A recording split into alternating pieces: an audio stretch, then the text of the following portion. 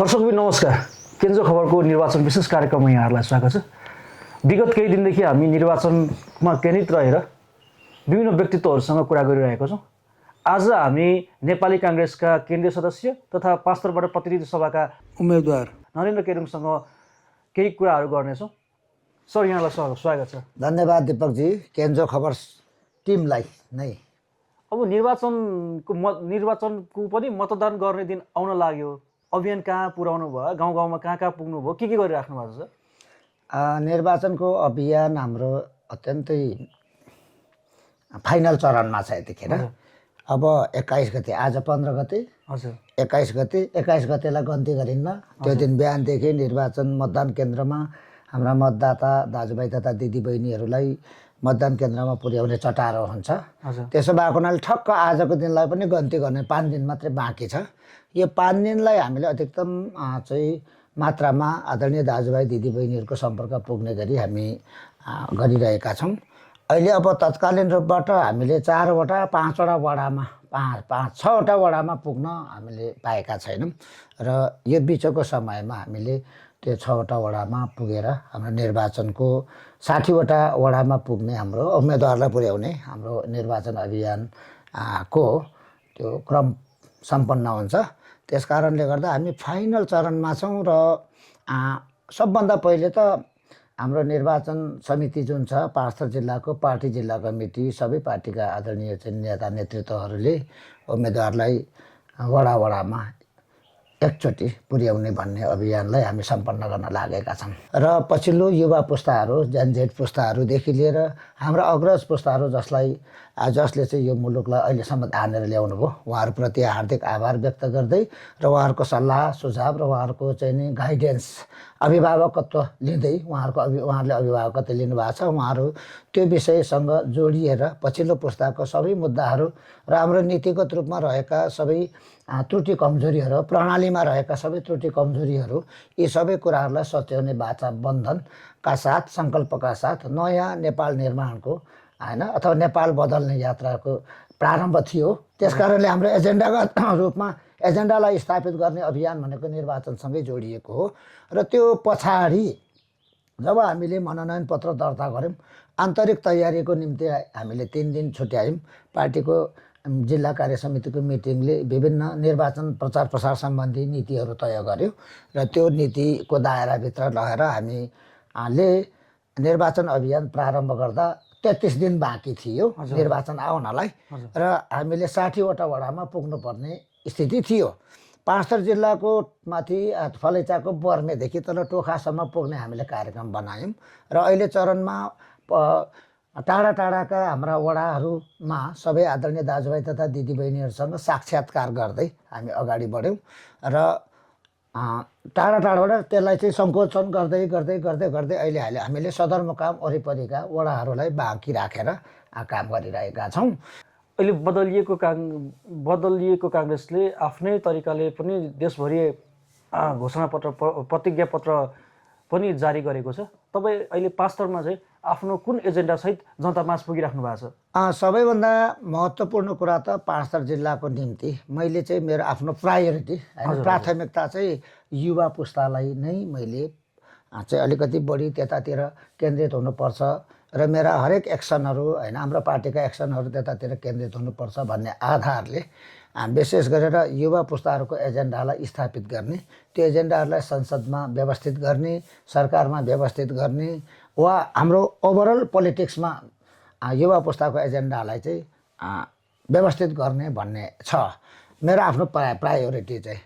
अब त्यस पछाडि अब हाम्रो शिक्षा जुन छ नि त्यो शिक्षा र युवालाई हामीले एक आपसमा जोड्नुपर्छ भन्ने मलाई लाग्छ र हरेक युवाहरूको एजेन्डालाई शिक्षासँग जोडिनु पर्यो र हामीले 12 कक्षा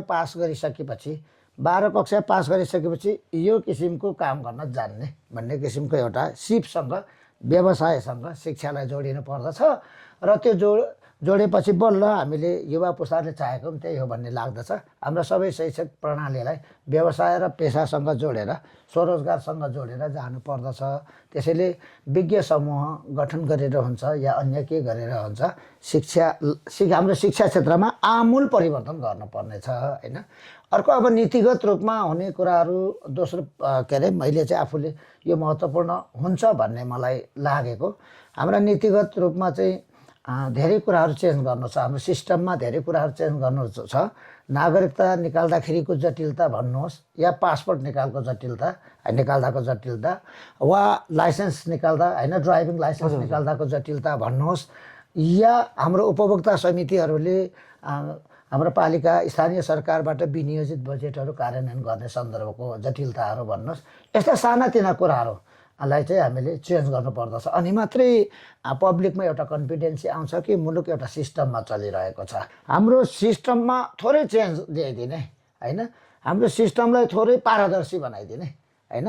जुन यो सिस्टम मैले अघि भनेको जुन किसिमको कमी कमजोरीहरू छ यसैले हामीलाई बढी पोलिटिक्सप्रतिको इरिटेसन जन्माउने। जिल्ला प्रशासन कार्यालयमा आएर एउटा नागरिकता निकाल्दै गर्दा एउटा पब्लिकले त्यहाँनिर चाहिँ कोही अब जिल्ला प्रशासन कार्यालयको सिडिओ साहब, सहायक सिडिओ साहब या अन्य त्यहाँ कार्यरत ब्युरोक्रेसीलाई चिन्ने कोही एउटा नेता खोजिराख्नु नपरोस् न त होइन। र सिस्टममा माथि वडा कार्यालयबाट सिफारिस गरेर ल्याएपछि सिधासिधी अब अहिले त अनलाइनको जमाना छ, त्यहाँबाट ठ्याक्क अनलाइन गरिदिएपछि त्यहाँ इन्ट्री गरेपछि अटोमेटिकल्ली नागरिकता प्राप्त होस् न होइन। हाम्रो राष्ट्रिय परिचय पत्र चाहिँ हामीले विवरण भरेको चाहिँ धेरै वर्षसम्म चाहिँ राष्ट्रिय परिचय पत्रको कार्ड नपाउने होइन, त्यो सिस्टमले आफै दियोस् कि। जस्तै हामीले ड्राइभिङ लाइसेन्सहरू निकाल्यो, मैले 4-5 वर्ष भयो ड्राइभिङ लाइसेन्सको निम्ति चाहिँ नि 4 चक्के गाडीको ड्राइभिङ लाइसेन्सको निम्ति ट्रायल पास गरेको। अहिलेसम्म मेरो गोजीमा त्यो एउटा ड्राइभिङ लाइसेन्सको कार्ड प्राप्त हुन सकेको छैन होइन। त्यस कारण यो चाहिँ हाम्रो सिस्टममा भएको कमजोरीको कारणले हो। अब उपभोक्ता समितिको कुरा गर्नुहुन्छ भने वडाले 1.5 लाख रुपियाँ चाहिँ नि कुनै एउटा प्रोग्रामको योजनाको निम्ति छुट्याएको होला होइन। अब त्यो 1.5 लाख रुपियाँ योजना सम्पन्न गर्नको निम्ति उपभोक्ता समितिको 60,000 जति खर्च भइसकेको हुन्छ होइन। पहिले उपभोक्ता भेला गर के गर अन्त सन्त गर्दै तपाईँको सम्झौता गर, अनि सम्झौतापछि कार्यान्वयन पछि अनुगमन गर त्यसलाई चेन्ज गरिदिने क्या। एउटा सिस्टममा बसालेपछि उपभोक्ता समितिले काम गर्दै गरेको कुरा यता नगरपालिका अथवा गाउँपालिका अथवा स्थानीय सरकार वडाले चाहिँ नि सिस्टममा हालिसकेपछि त्यो अटोमेटिकल्ली पास हुने फेल हुने गरोस् न अहिले। एउटा अनुगमन संयन्त्रलाई गरिदिने अनेक थोक अब नागरिकता वडा कार्यालयमा तिरो तिरेर ल्याएपछि मात्रै उपभोक्ता समितिमा बस्न पाउने यस्ता यो जटिल कुराहरू छन्। यस्ता कुराहरू हाम्रो सिस्टमगत रूपमा रहेको हाम्रो समस्याहरूलाई हल गर्नुपर्छ भन्ने छ। त्यस कारणले गर्दाखेरि यी विषयवस्तुहरूलाई हामीले चेन्ज गर्नुपर्छ भनेर मलाई लाग्दछ। र यो कुरा हाम्रो चाहिँ के भन्छ अहिलेको नेपाली काङ्ग्रेसले एडाप्ट गरेको एउटा विषयवस्तु पनि हो। त्यस पछाडि भौतिक पूर्वाधारको क्षेत्र फेरि हाम्रो देशको एउटा चलन के छ, हाम्रो साइकोलोजी अथवा हाम्रो मानसिकता मनोविज्ञान के छ भने विकास निर्माण भनेको बाटो खन्ने मात्रै हो। विकास निर्माण भनेको भवन बनाउने, ठुल्ठुला भवन बनाएपछि आमामा विकास भएछ भन्ने जस्तो हो नि।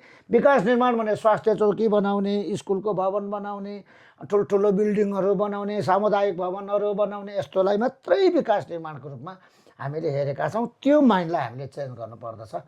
र विकास निर्माण भौतिक विकास मात्रै होइन कि विकास निर्माणले चाहिँ हाम्रो आर्थिक जीवनलाई पनि प्रभाव पार्नु पर्यो, आर्थिक जीवनलाई पनि परिवर्तन गर्नु पर्यो। हामीले विकास निर्माण गर्दाखेरि त्यो विकास निर्माणले प्रत्यक्ष रूपबाट समष्टिगत जनताहरू जो त्यसको चाहिँ नि उपभोग गर्नुहुन्छ उहाँहरूको आर्थिक जीवन, उहाँहरूको जीवनशैलीमा पनि चेन्ज आउनु पर्यो। त्यस कारणले गर्दाखेरि पहिलो प्राथमिकता हाम्रो माइन्डमा चेन्ज गर्नुपर्छ। मैले अघि दिपकजीलाई मैले मार्फतबाट सम्पूर्ण दाजुभाइहरूलाई निवेदन गरेँ। अब भौतिक पूर्वाधार पनि चाहिन्छ। अब त्यस अन्तर्गत चाहिँ हाम्रो जिल्लामा चाहिँ नि भएका भौतिक विकासमा यातायातलाई प्राथमिकतामा दिनुपर्दछ भन्ने लाग्दछ। र हाम्रो जिल्ला भाग्यमानी जिल्ला पनि हो।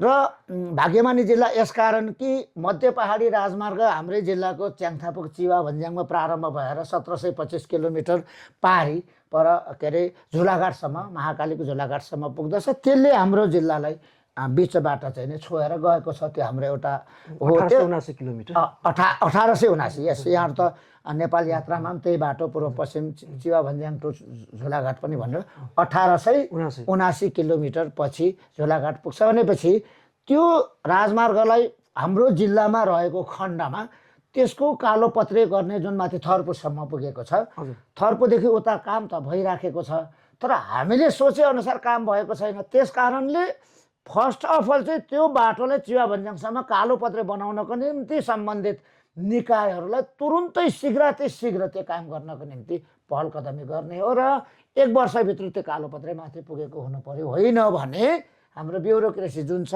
अब त्यसलाई काम गर्ने सिस्टम त छ, त्यो सिस्टममाथि क्वेसन गर्ने चाहिँ मेरो आफ्नो चाहिँ भौतिक पूर्वाधारतर्फ। अर्को कुरा यो मूलघाटबाट यो माथि मध्य पहाडी राजमार्गको जुन एउटा आयो नि कन्सेप्ट, त्यो कन्सेप्ट तत्कालीन हाम्रो अर्थमन्त्री डाक्टर के अरे रामशरण महत उहाँले त्यो शेर्मा दाई त्यतिखेर मन्त्री हुनुहुन्थ्यो त्योभन्दा अगाडि होइन, त्यतिखेरैदेखि यो परिकल्पना भएको हो। अर्को यो अब पूर्णकुमार शेर्मा दाईको एउटा सपना अर्को पनि हो, हाम्रो पूर्व मन्त्री पूर्व स्थानीय विकास मन्त्री। यो तल मूलघाटबाट हाम्रो जुन तमोर कोरिडोर आउँछ त्यो तमोर कोरिडोरको अलमोस्ट 95% होइन 95% चाहिँ सबै कालोपत्रे भइसकेको अवस्था छ। तर त्यो कालोपत्रे बाटोलाई सुचारू रूपमा सञ्चालन गर्नको निम्ति हाम्रो त्यहाँ रहेका पुलहरू जुन छन् नि त्यो पुलहरू चाहिँ नबनिन्जेलसम्म त्यो बाटो कालोपत्रे भएर पनि हामीले उपभोग गर्न बर्खामा अलिकति समस्या भएको छ। त्यसैले ती पुलहरू अधुरा रहेका, कोही निर्माणाधीन छन्, कोही प्रारम्भ हुँदैछ। यसलाई तीव्र रूपमा होइन भारतमा चाहिँ एक रातमा 100 किलोमिटर चाहिँ बाटो के अरे कालोपत्रे गरेर गिनिज के अरे बुक अफ द रेकर्ड्समा राख्छन् भने हाम्रोमा पनि त्यो किसिमको काम हुनु पऱ्यो नि त। आखिर बजेट छुट्याएकै छ होइन, भनेपछि हाम्रो निर्माण व्यवसायीहरू होइन, सरकारको पोलिसी होइन, यो सबै कुरालाई मिलाएर त्यसलाई जति सक्दो छिटो 1 देखि 2 वर्षभित्रमै त्यो सम्पूर्ण पुलहरू चाहिँ निर्माण गरिसकिनुपर्छ भन्ने चाहिँ एउटा प्राथमिकताको विषयवस्तु त्यो रहेको छ। जस्तो यो पछिल्लो समय चाहिँ गत निर्वाचनलाई हेर्ने भने पनि पास्तरमा नेकपा एमाले साँगुरो जित दर्ता गरेको थियो, 46 मतको जित दर्ता गरेको थियो। अहिले पछिल्लो समयमा श्रम संस्कृति पार्टी, राष्ट्रिय परिवर्तन पार्टी लगायतका नयाँ पार्टीहरू पनि छ। यसले चाहिँ निर्वाचनलाई कस्तो खालको प्रभाव पारिरहेको अनुमान गर्नुभएको छ? मैले अब अघि तपाईँले उल्लेख गर्नुभएका सबै पार्टीको उपस्थिति मेरो निम्ति चाहिँ अत्यन्त एक्साइटेड। किन एक्साइटेड भनेको नयाँ शक्तिहरू, नयाँ कन्सेप्टहरू जन्मिनु पर्यो नि होइन। अब हामी नेपाली काङ्ग्रेसका कार्यकर्ता, नेपाली काङ्ग्रेसको डेमोक्रेटिक स्कुलिङबाट हामी चाहिँ हुर्केर यहाँसम्म आएका हौँ र त्यसो भएको हुनाले जति नयाँ शक्तिहरूको उदय हुन्छ उति नै हामीलाई नयाँ किसिमको, जस्तै नेपाली काङ्ग्रेस 23-24 को जेनजेट आन्दोलन नभएको भए नेपाली काङ्ग्रेस परिवर्तन हुँदैन थियो। त्यसकारणले जति नयाँ शक्तिहरू आउँदै जाँदछन्, जति नयाँ एउटा विद्रोह हुन्छ, आन्दोलन हुन्छ, त्यो आन्दोलन र विद्रोहले चाहिँ दुईटा कुरा जन्माउँछ। एउटा नेतृत्व नयाँ जन्माउँछ, मरी काटे जन्माउँछ। हामीलाई पनि 62-63 को आन्दोलनले जन्माएको त हो नि होइन। आन्दोलनले नेतृत्व जन्माउँछ। 46 सालको आन्दोलनले जन्माएका हाम्रा नेतृत्वले अहिलेसम्म मुलुक हाँक्नुभयो होइन। अब 62-63 को आन्दोलनले जन्माएका हामीहरू अब मुलुक हाँक्ने तहमा होइन, त्यो स्तरमा चाहिँ जाने अभ्यास गरिरहेका छौँ। र हिजो अस्तिको जेनजेट आन्दोलनले पनि एउटा नयाँ पुस्ता निकाल्यो। जेनजेटहरू पनि पोलिटिक्सप्रति चाहिँ नि के हुनु पर्यो, आकर्षित हुनु पर्यो र पोलिटिक्समा उहाँहरूलाई पनि समावेश गर्नुपर्छ, उहाँहरूको मुद्दालाई पनि समावेश गर्नुपर्छ। त्यो उमेर समूहको जेनजेट भन्नाले कोही पार्टी होइन नि त, कोही सङ्गठन होइन नि त। त्यसो भए जेनजेट भनेको हाम्रै छोराछोरी हुन्, हाम्रै भाइ बहिनीहरू हुन्। त्यस कारणले त्यो हाम्रै छोराछोरी र भाइ बहिनीहरूको इच्छा आकाङ्क्षा अथवा एजेन्डाहरूलाई हामीले नजरअन्दाज गरेछौँ नि त। त्यो नजरअन्दाज गरेको कारणले गर्दाखेरि हामी अलिकति ब्याक पनि परेछौँ। पोलिटिक्सप्रति एउटा चाहिँ नि वितृष्णा पनि आएछ भन्ने कुरा त बुझ्यौँ नि त। त्यस कारणले जेनजेट आन्दोलनको जगबाट उत्पन्न भएका सबै नेता नेतृत्व र सबै सङ्गठनहरूलाई हामी एकदम हार्टली वेलकम गर्दछौँ। र हामीले प्रत्येक ठाउँमा हाम्रो चाहिँ निर्वाचन अभियानमा जाँदा सबै साथीहरूसँग भेटघाट हुन्छ, हामी हात मिलाउँछौँ, अँगालो मार्छौँ, लु है आफ्नो आफ्नो अभियानमा लागौँ, शुभकामना छ। तर लास्ट आवरमा चाहिँ यहाँहरूको मुद्दा हामीले बोकेको हुनाले हामीलाई सहयोग गर्नुहोस् है भन्दै चाहिँ हामी चाहिँ एकदम आत्मीयताका साथ हिँडिरहेका छौँ। त्यस कारणले गर्दाखेरि तपाईँले अघि उल्लेख गर्नुभएका सबै पार्टीहरू नयाँ शक्तिको रूपमा आउनुभएका सबै पार्टीहरूले एउटा हाम्रो राजनीतिकमा एउटा एजेन्डागत उथलपुथल त ल्याएकै छ होइन। तर उथलपुथलले सबैभन्दा सजिलो चाहिँ नेपाली काङ्ग्रेसलाई भएको छ, किनभने यो मुलुकमा सबैभन्दा रिफ्रेस भएर चाहिँ नि होइन आफू पार्टी बदलेर आफ्नो चाहिँ नि क्यारेक्टर बदलेर आफ्नो चाहिँ स्वभाव बदलेर आफ्नो नीति बदलेर आफ्नो नेतृत्व बदलेर आउने कोही पार्टी छ भने काङ्ग्रेस पार्टी मात्रै हो होइन। त्यसो भएको हुनाले हामीलाई यो नयाँ जुन किसिमको नयाँ शक्तिहरू, नयाँ सङ्गठनहरू, नयाँ राजनीतिक दलहरू आउनु भएको छ, नयाँ नेतृत्वहरू आउनु भएको छ, उहाँहरूप्रति हामीलाई कुनै के अरे आग्रह पूर्वाग्रह छैन। उहाँहरूले आफ्नो पोलिटिक्समा चाहिँ नि खुल्ला रूपबाट आफ्नो विचारहरू राख्नुहुन्छ, हामीले राखिरहेका छौँ। त्यस कारणले असहज महसुस भएको छैन। जस्तो अब अघिल्लोचोटि एकदम साँघुरो जित दर्ता गरेको एमालेलाई योचोटि काङ्ग्रेसले जित्ला त? आत्मविश्वास छ, कन्फिडेन्स छ। त्यस कारणले मैले मेरा एजेन्डाहरूलाई व्यवस्थित गरेको छु। हाम्रा निर्वाचन अभियानका कार्यक्रमहरूलाई परिवर्तन गरेको छ। मैले अघिको एउटा विषयवस्तु जोड्नु पर्यो दिपकजी, के हो भने जस्तै विकास निर्माणको एजेन्डाहरू गर्दै गर्दा हामी भौतिक पूर्वाधारतर्फ लागेका थियौँ। हामीले 2टा बाटाको मात्रै हामीले के गरेका थियौँ, उल्लेख गरेका थियौँ।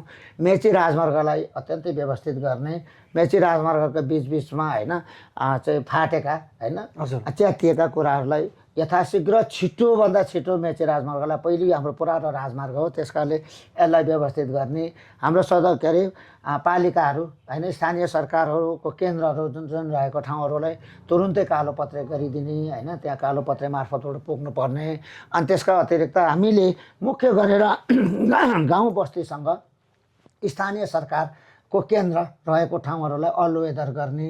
हाम्रा स्थानीय उत्पादनहरू, डेरी प्रडक्टहरू भए, कृषिका उत्पादनहरू, फलफुल भयो होइन, सागसब्जीहरू भए, यस्ता किसिमका विषयवस्तुलाई बजारीकरण गर्नको निम्ति तल गाउँको बस्तीबाट माथि हाइवेसम्म राजमार्गसम्म पुर्याउँदै गर्दाखेरि सहज रूपमा निकाल्न सकिने चाहिँ बाटाहरू बनाउनु पर्यो। सजिलो छ के, स्थानीय तहले यो गर्ने, वडाले यो गर्ने, तपाईँको प्रदेशले यो गर्ने, सङ्घबाट यो गर्ने भनेर भन्दा त आफ्नो उ गरेर यो फल्नाले यति मितिमा फल्नाले यति गरिसक्ने, यति मितिमा गाउँपालिकाले यति गर्ने, फल्ना मितिमा प्रदेशले यति गर्ने योजना बनाएर हिँडे त सकिगयो नि। त्यस कारणले अल वेदर बाटाहरू होइन, नेपाली भन्दाखेरि 12 मास सहज रूपमा चल्ने बाटाहरू प्रत्येक हाम्रो वडामा टोलमा पुगेको हुनु पर्यो। हो त्यो गर्नलाई धेरै टाइम, धेरै माथापछि गरिराख्नै पर्दैन।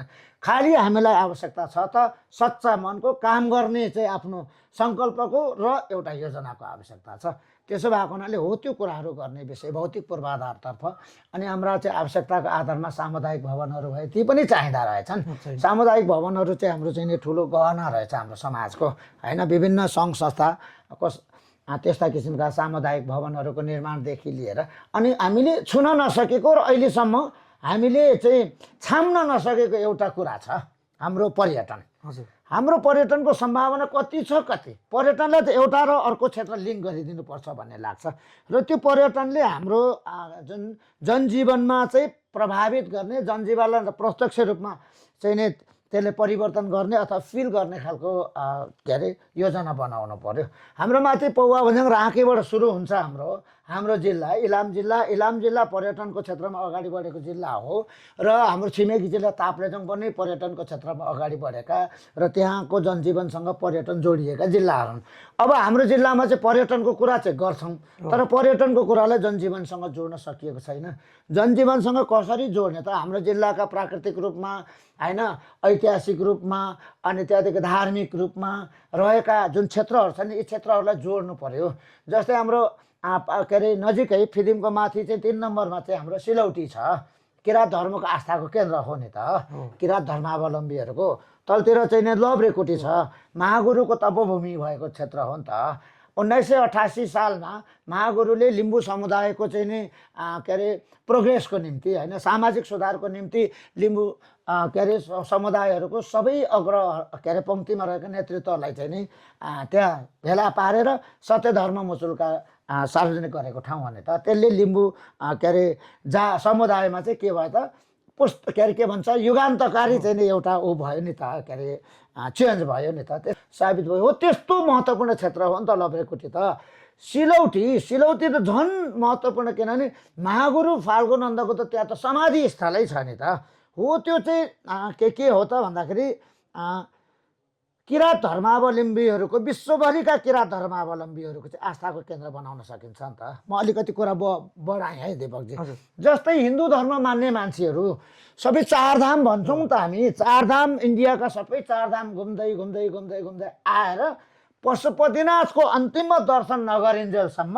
आफ्नो आध्यात्मिक चिन्तनले पूर्णता प्राप्त गरेको महसुस गर्दैनन् भनेपछि हिन्दू धर्मावलम्बीहरूको आस्थाको केन्द्र पशुपतिनाथ हो नि त बौद्ध धर्मावलम्बीहरू संसारमा बुद्ध धर्मको चाहिँ जति पनि छ जे गरे पनि के अरे महात्मा गौतम बुद्ध होइन गौतम बुद्ध भगवान् जन्मेको हाम्रो लुम्बिनीमै आएर उहाँहरूको चाहिँ धार्मिक के अरे आफ्नो लक्ष्य पूर्ति भएको आफ्नो महसुस गर्नुहुन्छ होइन त्यस्तै अब मुस्लिम धर्म मान्ने मान्छेहरू पर मक्का मदिना पुगेपछि मात्रै आफूलाई उ गरेको महसुस गर्छन् नि त आफूले धार्मिक आफ्नो आस्था पूर्ण भएको महसुस गर्दछन् त्यस्तै गरेर होइन अब इस्लाम धर्म मान्नेहरू होइन क्रिस्चियन धर्म मान्ने मान्छेहरू होइन आफ्नो ठाउँमा गए जस्तै किराँत धर्मावलम्बीहरूको एउटा हब बनाउन सकिन्छ फेरि अहिले हाम्रो समाज यस्तो खालको भयो कि सबै किसिमका धर्मावलम्बीहरू एउटै परिवारमा एउटै गाउँमा एउटै घरमा चाहिँ आपसमा अत्यन्तै चाहिँ नि आत्मीय धार्मिक चाहिँ नि एकता एउटा प्रेम र सद्भावका साथ बस्ने हाम्रो कल्चर आफै डेभलप भयो कि अहिलेको हाम्रो समाजको विशिष्ट र अन्य कुनै संसारको कुनै पनि मुलुकमा नभएको यो हो त्यसैले यो क्षेत्रलाई सबै धर्मावलम्बीहरूको ओहो भन्ने किसिमको क्षेत्र बनाउनु पर्यो नि त त्यसो भए धार्मिक आस्थासँग त्यहाँ हाम्रो पर्यटन जोडियो धर्मावलम्बीहरू त्यहाँ आउँदाखेरि गोजीमा 2-4 पैसा खर्च बोकेरै आएको हुन्छ नि त कान्छी दोकानमा होइन एउटा चटपटे एउटा चाहिँ नि चिया 1 कप चिया वा एउटा चिसो कोक फेन्टा खानु होला नि त हो त्यही हो क्या जोडिने भनेको हो त्यो कुरालाई हामीले गर्ने अनि त्यहाँबाट उता गएपछि तपाईँ पौवा भन्ने एउटा ट्रेल होइन यहाँहरू त त्यो ट्रेलमा धेरै हिँड्नु भएको छ माथि सन्दकपुर हुँदै माथि कञ्चनजङ्घासम्म पुग्ने यी यस्ता अब जोरपोखरी क्षेत्र भयो हाम्रो एकदम धार्मिक आस्थाको क्षेत्र कुम्मायक भयो होइन तुम्बेवा हिजो अस्ति म जाँदा तुम्बेवामा फेरि पुगेँ तुम्बेवा भन्ने फेरि जुन छ तुम्बेवा गाउँपालिकाको नाम त्यो डाँडा होइन त्यहाँनिर एउटा चाहिँ किराँत के अरे माङहिम छ हो त्यो क्षेत्र भयो मिक्लाजोङ भयो गोदला भोजला ताल भयो होइन त्यस्तै रवि क्षेत्र छ रवि जुन छ हो त्यो क्षेत्र भयो च्याङथापो भयो प्रशासनिक केन्द्रहरू पहिलेका होइन अनि त्यसपछि चिवा भन्ज्याङ भयो हाम्रो चाहिँ यो सबै कुराहरूलाई माथि हाम्रो चाहिँ थर्पुको चाहिँ निशान भयो त्यो ऐतिहासिक हिल्याङ दरबार भयो जोरपोखरी त झन् हाम्रो धार्मिक केन्द्र नै भएका त्यहाँ चाहिँ शिवालय के अरे हाम्रो चाहिँ के अरे ब्रह्माश्रम पनि छ होइन हिन्दू धर्मसँग सम्बन्धित पारिपट्टि किराँत समुदायको चाहिँ माङहिम पनि छ अलि ओरतिर चर्च पनि छ माथि आगेजोङ गुम्बा पनि छ के सबै धार्मिकहरूको केन्द्र जोरपोखरीलाई यसरी चाहिँ नि अगाडि बढाउन सकिन्छ नि त त्यसैले जिल्लालाई चिन्नु पर्यो के जिल्लालाई चिन्नु पर्यो मैले 36 वर्ष अगाडिदेखि टोखादेखि बर्मेसम्मको सबै भूगोल सबै ऐतिहासिक आर्थिक सबै क्षेत्रहरूको चाहिँ नि एकदम यहाँको मनोविज्ञान यहाँको चाहिँ परिस्थितिको बारेमा उकाली ओह्राली गरेको हुनाले यसलाई योजनाबद्ध बनाउने विज्ञहरू प्रयोग गर्ने नि होइन अब हामीले पनि केही कुरा थाहा छ हाम्रो सूचना उहाँहरूलाई दिने र यसो गर्ने तर टाइम फ्रेमभित्र भनेपछि यो 36 वर्षमा 5 तला यसो बनाउँछु भन्ने खालको सङ्कल्पसहितको योजना एकदम तयार पारिसक्नु भएको छ यस्तो दीपकजी जस्तै म यहाँबाट हिँड्दै गर्दा तुम्बेवाको मानौ मौवाको तल बस्तीमा पस्दै गर्दाखेरि म मोटरसाइकलमा चिप्लिन्छु हजुर खुट्टा पनि छोटो छ मोटरसाइकलमा हिँड्छु अब त्यो हिँड्दै गर्दा लडेर जब घुँडा पिल्सिन्छ नि त्यो किन त्यस्तो भयो कुरा त त्यता जाने हो नि त महात्मा गौतम बुद्धले 2600 वर्ष अगाडि भन्नुभएको थियो नि त कुनै पनि दुःखको कारण हुन्छ त्यो कारणको निवारण पनि हुन्छ त्यो म लडेँ नि त लडेपछि किन त्यस्तो भयो त भन्दाखेरि हाम्रा बाटाहरू व्यवस्थित भएको छैनन् अल वेदर भएका छैनन् भन्ने हो त्यस कारणले गर्दाखेरि यो 36 वर्ष अहिले पाँचथर जिल्लाकै उकाली ओह्राली हिँड्दै गर्दा पाँचथर जिल्लाकै गाउँ बस्तीमा रमाउँदै गर्दा पाँचथरवासी दाजुभाइ दिदीबहिनीहरूसँगकै काखमा लुटपुटिँदै गर्दाखेरि मेरो एउटा किसिमको आफ्नै किसिमको भिजन बेगरको मान्छे हुनु हुँदैन के अरे नेतृत्व हुनु हुँदैन त्यो जिम्मेवारी प्राप्त भएपछि यो बनाउँछु भन्ने चाहिँ मेरो प्रत्येक गाउँ बस्तीमा पुग्दाखेरि मेरो फिल हुन्छ र सङ्कल्प बनाउने गर्छु। हामी कार्यक्रमको अन्त्य चरणमा छौँ मतदातालाई के सन्देश दिन चाहनुहुन्छ? मतदाता आदरणीय पाँचथरवासी चाहिँ दाजुभाइ दिदीबहिनी आमा बुबा होइन समकालीन साथीहरू पछिल्ला पुस्तालाई पहिलो सन्देश पहिलो रिक्वेस्ट अनुरोध चाहिँ के गर्न चाहन्छु भने अब हामी निर्वाचनको अन्तिम सङ्घारमा आयौँ। प्रत्येक दाजुभाइ तथा दिदीबहिनीहरूसँग प्रत्येक बस्तीहरूमा पुगेर चाहिँ नै आशीर्वाद लिने मेरो सङ्कल्प थियो होइन, मेरो चाहिँ नि चाहना थियो, आकाङ्क्षा थियो यहाँहरूको आशीर्वाद लिने र सहयोगको अपेक्षा सहितको मैले याचना गर्ने मेरो ऊ थियो।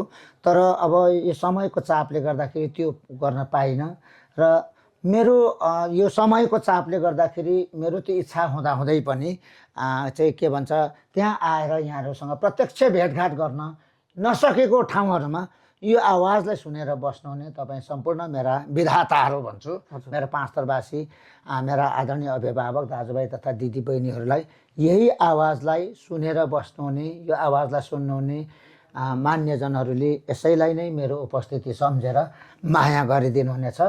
म पार्टीको यहाँहरूले जिम्मेवारी दिनुभएपछि म नेता होइन कार्यकर्ता हो, म कामदार हो। यहाँहरूले अराएको खटाएको कामहरू गर्ने हो, देशलाई परिवर्तन गर्नको निम्ति हाम्रो नीतिगत परिवर्तन गर्ने हो र समष्टिगत रूपबाट यहाँहरूले प्रतिनिधि सभा सदस्य अथवा चाहिँ सांसदको पदमा यहाँहरूले निर्वाचित गराएर पठाउनु भएपछि मैले अहोरात्र रूपबाट आफू सांसदको रूपबाट चाहिँ नै अहोरात्र यहाँहरूकै सेवामा चाहिँ खट्नेछु।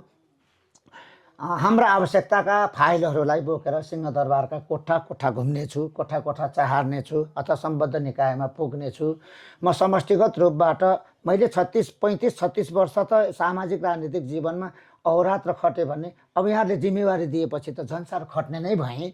त्यस कारणले गर्दाखेरि अलवेज होइन सधैँभरि यहाँहरूको सेवा गर्ने मौकाको निम्ति म सबै पाँचथरवासी दाजुभाइ तथा दिदीबहिनीहरूलाई हार्दिक याचना गर्न चाहन्छु र यहाँहरूको सच्चा सेवक भएर पाँचथर जिल्लाको भाग्य र भविष्य कोर्दै यहाँहरूले पठाउनु भएको जनप्रतिनिधि काठमाडौँमा गएर संसदमा गएर अन्य फोरमहरूमा गएर कुरा गर्दै रहँदा आफ्नो एजेन्डाहरू पाँचथरवासीको एजेन्डाहरू राख्दै गर्दा यहाँहरूको शिर उच्च पार्ने, यहाँहरूको प्रतिष्ठा, यहाँहरूको मान मर्यादालाई बढाउने काम गर्नेछु भन्ने सङ्कल्प गर्न चाहन्छु। हुन्छ, व्यस्तताको बावजुद पनि यहाँले समय दिनुभयो, यसको लागि हामी यहाँलाई हार्दिक आभार व्यक्त गर्दछौँ।